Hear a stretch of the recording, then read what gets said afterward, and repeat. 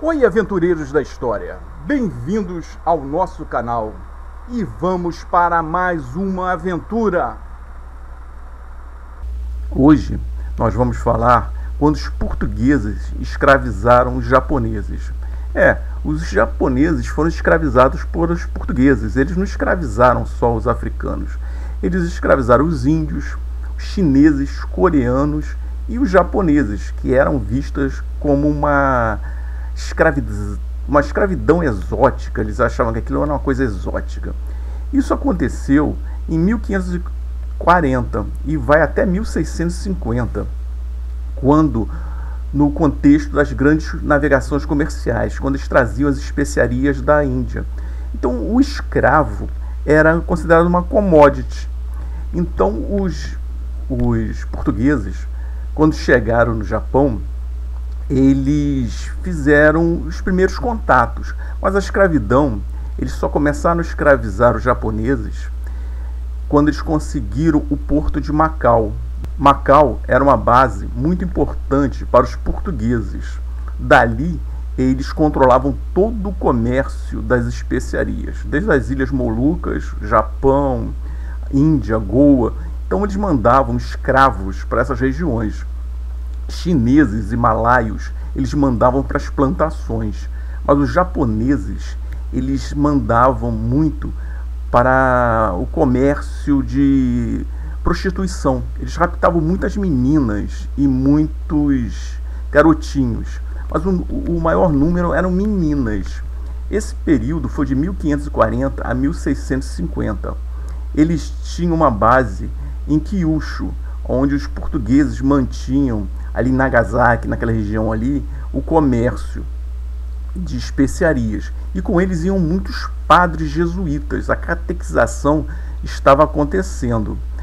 Essa prática de escravizar japoneses é muito bem documentada. E muitos padres também fizeram esse comércio. Eles traziam escravos. Essas ilustrações que aparecem no vídeo são ilustrações de biombo que os japoneses faziam pelo exotismo dos portugueses. Dá para ver aí uns padres e dá para ver também umas figuras negras. Foi a primeira vez que os japoneses viram pessoas negras, eles nunca tinham visto isso. Tanto que tem a famosa história do samurai negro. Ele era escravo de um jesuíta. Então, esses escravos eram mandados para Goa, Macau e até Lisboa. Em Lisboa foi documentado um casal de escravos japoneses, e eles eram assim como se fossem pets. Era como se andasse com um cachorrinho para mostrar que era rico. É como se andasse com um cachorrinho exótico em Lisboa, e ali as pessoas olhavam como se o cara é rico, o cara tem dinheiro para ter um casal exótico. Porque para os portugueses, eles diziam que os japoneses eram os mais bonitos orientais. Eles vendiam isso.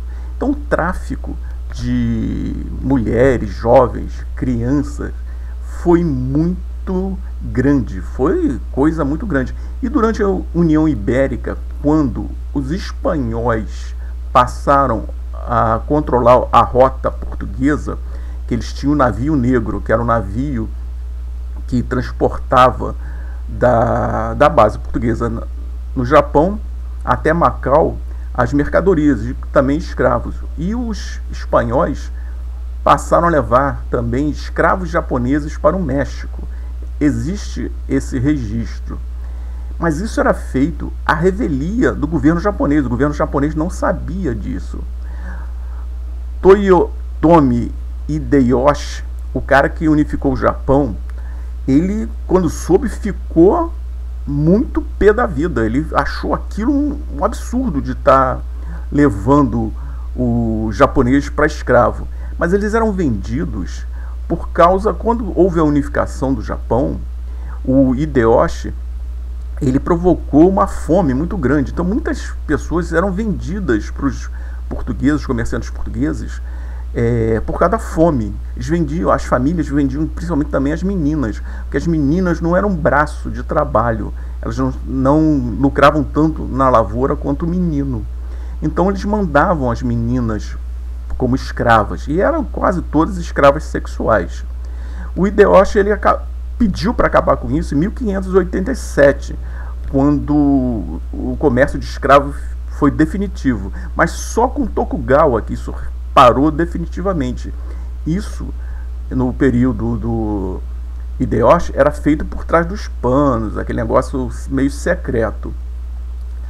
E os padres portugueses pediram para parar com isso. Pediram antes da União Ibérica, quando Dom Sebastião, o rei de Portugal, o rei garoto, né, que morreu em Alcácer Quibir, antes de partir para Alcácer Quibir, ele decretou que não podia mais escravizar o povo da terra, as pessoas da terra.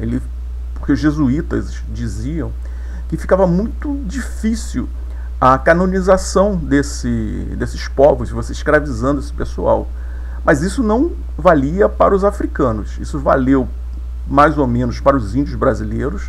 Os índios brasileiros, na verdade, só pararam de ser escravizados com uma batalha contra os padres jesuítas e índios guaranis. Foi uma batalha que depois merece até um vídeo, foi a maior derrota dos bandeirantes. Aí não ficou mais lucrativo caçar índios por aí, os bandeirantes saíram derrotados.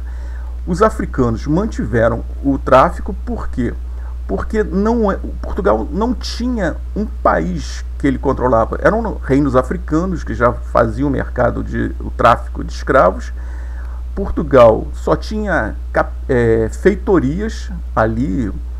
Angola não existia, era uma feitoria que era Luanda, né? São Paulo de Luanda. E havia todo um dinheiro que rolava. Era a commodity mais rica não era açúcar, nunca foi o café. O que dava mais dinheiro à coroa portuguesa era o tráfico de escravos, que era um monopólio, era do rei de Portugal.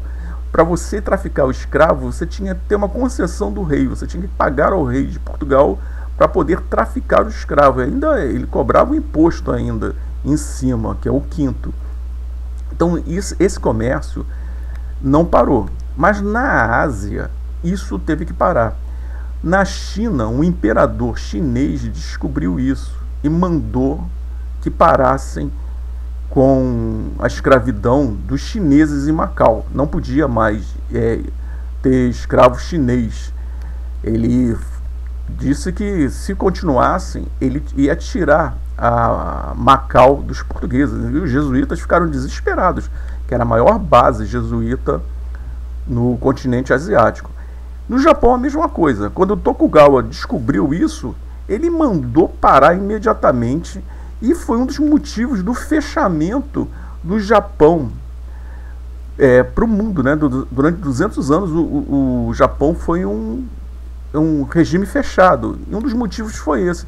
Eles só, em Nagasaki, tinha uma ilha que deixava os holandeses fazer o comércio. Eles expulsaram todos os padres jesuítas, caçaram os cristãos, porque para Tokugawa os cristãos eram coniventes com essa prática, e foram banidos.